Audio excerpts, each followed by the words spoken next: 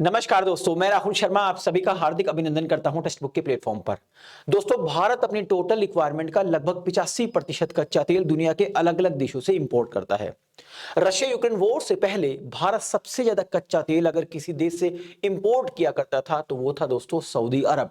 लेकिन जैसा आप सभी जानते हैं, आज से लगभग 3 साल पहले रशिया यूक्रेन वॉर की शुरुआत हो जाती है और पूरी दुनिया, खासकर अमेरिका और यूरोपियन यूनियन बहुत सारे प्रतिबंध यानी सैंक्शंस लगा देते हैं रशिया के ऊपर।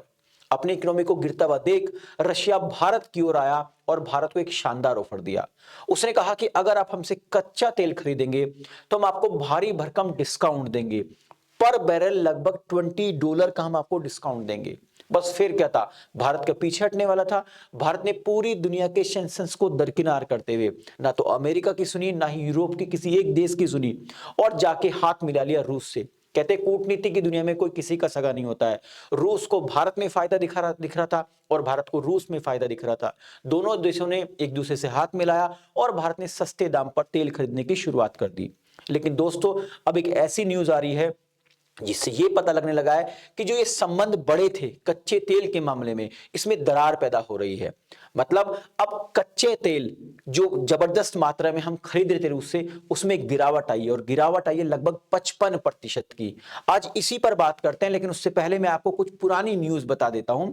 देखिए, मई 2023 की मैं बात कर रहा हूं, जब रशिया यूक्रेन वॉर के बाद भारत ने जाके हाथ मिलाया था रूस से, तो हम अपने टोटल रिक्वायरमेंट का लगभग 42%, मोर देन 40% यानी 42% के आसपास कच्चा तेल रूस से खरीदने लगे थे। यानी हमने सऊदी अरब को भी पीछे कर दिया था।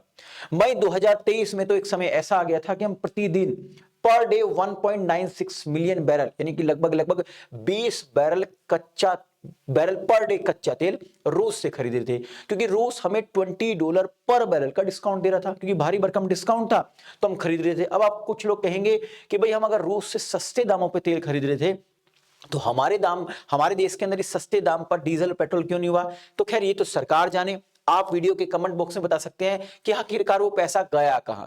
अगर हम सस्ते दाम पर रूस से कच्चा तेल खरीदे थे तो भारत में तो प्राइस कम नहीं हुए डीजल पेट्रोल के, तो पैसा गया कहां, आप बताइएगा जरूर वीडियो के कमेंट बॉक्स में दोस्तों। लेकिन जैसे मैंने आपको बताया, आप यहां पर एक ग्राफ देख रहे होंगे।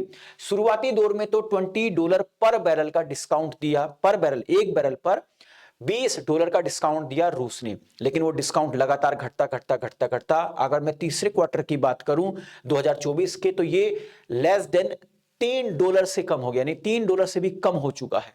यानी कि अब डिस्काउंट $3 से कम मिलने लगा है।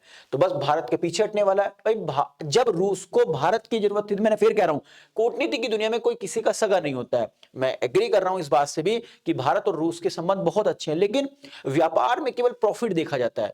अब जब रूस को भारत की जरूरत थी तो उसने डिस्काउंट देना शुरू कर दिया। अब उनकी इकोनॉमी थोड़ी पटरी पे आने लगी तो उन्होंने डिस्काउंट धीरे धीरे कम करना शुरू कर दिया। बस भारत ने भी हाथ पीछे कर लिए। भारत ने भी दूसरे देशों से तेल खरीदना शुरू कर दिया, दूसरे देशों से बात करनी शुरू कर दी।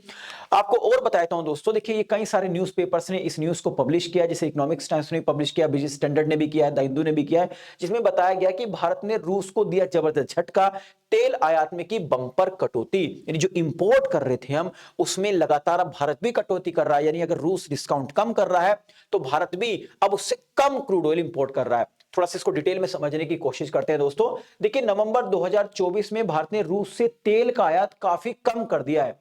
इसकी वजह यह है कि रूस अब तेल पर पहले जितनी छूट नहीं दे रहा। ये आप ग्राफ देख सकते हैं, इस ग्राफ में आपको स्पष्ट तौर से दिखाई दे रहा होगा कि कहां पर $20 पर बैरल डिस्काउंट था और जो घट के $3 पर बैरल से भी कम हो गया है। तो इसकी वजह से भारत ने जो जो खरीद है कच्चे तेल की वो कम कर दी है। रूस अब भी भारत का सबसे बड़ा तेल सप्लायर है। मैं ये नहीं कह रहा कि अभी नहीं है, आप बिल्कुल हमने बंद कर दिया, अभी भी हम सबसे ज्यादा मात्रा में रूस से खरीद रहे हैं। लेकिन पिछले महीने के मुकाबले नवंबर में हमने लगभग 55% की खरीद में कमी की है। यानी कि अगर मैं शुरुआती दौर की बात करूं 2022 की, तो 2022 के बाद ये सबसे जबरदस्त कमी है तेल खरीद में, यानी सबसे कम इंपोर्ट की हमने शुरुआत कर दी है।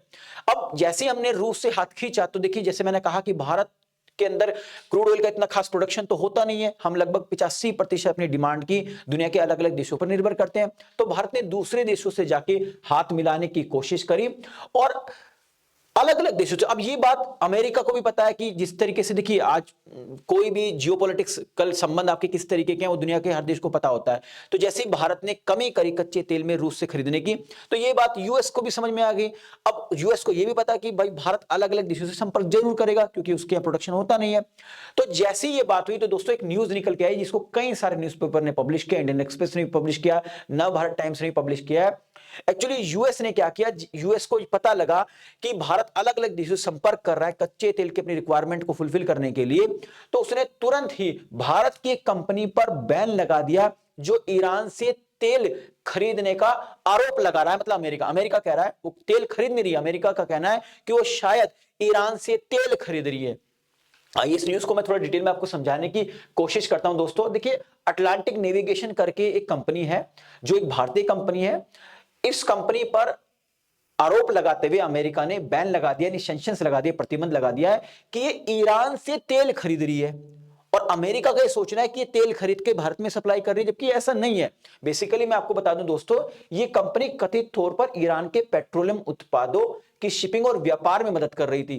तेल को ये नहीं कि ईरान से लेके भारत में आ रही थी। हाँ, भारत दूसरे सप्लायर्स को देख रहा है कि कहां से हम सस्ते दामों पर तेल खरीद सकता है, लेकिन अमेरिका पूरी कोशिश कर रहा है कि किसी भी तरीके से जो भारत की जो ग्रोथ है धीरे धीरे बढ़ रही उसको रोका जा सके। और उसमें उसको ये भी बताया कि भारत अपनी टोटल रिक्वायरमेंट का एक बहुत बड़ा हिस्सा दुनिया के अलग अलग देशों से इंपोर्ट करता है कच्चे तेल का। तो प्रतिबंध अमेरिकी प्रतिबंधों का उल्लंघन करने और ईरान से कच्चे तेल और पेट्रोलियम उत्पादों के व्यापार में शामिल होने के लिए लगाया गया। मैं आपको बता दूं दोस्तों, ईरान का हुक्का पानी बंद कर रखा अमेरिका ने, सैंक्शंस लगाए हुए कि कोई भी देश ईरान से तेल नहीं खरीद सकता।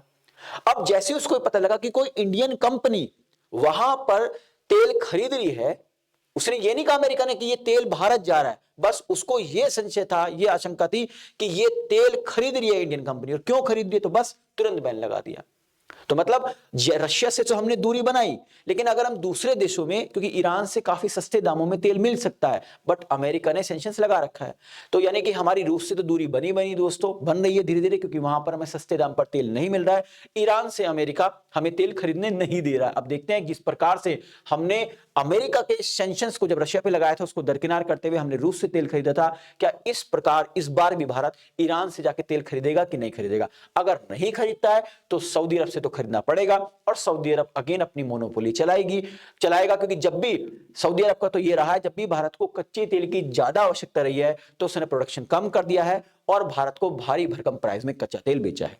तो देखते हैं इस तेल के खेल में इस बार भारत दोबारा फंसता है कि नहीं फंसता, या निकल के आता है। तो आई थिंक इस वीडियो के माध्यम से जो इन्फॉर्मेशन मैं आप तक पहुंचाना चाहता था दोस्तों वो पहुंच गई होगी। जाने से पहले एक इंफॉर्मेशन और देता हूं आपको दोस्तों रिगार्डिंग प्रीलिम्स क्रैश कोर्स, जिसकी शुरुआत की है निर्णय आईएएस ने। देखिए इसकी जो ओरिएंटेशन सेशन था वो 16 दिसंबर 2024 को हो चुका है। इसकी फुल एंड फ्लैश जो क्लास है वो अभी आज से 1-2 दिन बाद स्टार्ट हो जाएगी, तो आप इस कोर्स को ज्वाइन कर सकते हैं। इस कोर्स की जो फीस है दोस्तों 12,499 रुपए है, लेकिन अगर आप मेरे कूपन कोड RLive का इस्तेमाल करते हैं तो आपको डिस्काउंट मिलेगा और आपकी फीस हो जाएगी 9,999 रुपए। यानी 9,999 रुपए में आप प्रीलिम्स क्रैश कोर्स ज्वाइन कर सकते हैं यूपीएससी 2025 के लिए, और अपनी प्रिपरेशन को एक फास्ट ट्रैक पे आगे बढ़ा सकते हैं। तो आई थिंक इस वीडियो के माध्यम से जो इन्फॉर्मेशन मैं आप तक पहुंचाना चाहता हूं वो पहुंच गई होगी। अगर आपने अभी तक हमारे चैनल को सब्सक्राइब नहीं किया तो चैनल को सब्सक्राइब करना ना भूलें, और आप बेल आइकन जरूर प्रेस करें ताकि जो भी मेरी लेटेस्ट वीडियो है उसका नोटिफिकेशन आप तक पहुंचता रहे। वीडियो पसंद आई तो लाइक और शेयर करना ना भूलें ताकि मुझे एक मोटिवेशन मिल सके इस तरह कंटेंट बनाने के लिए। आप सभी का बहुत बहुत शुक्रिया। नमस्कार, जय हिंद दोस्तों।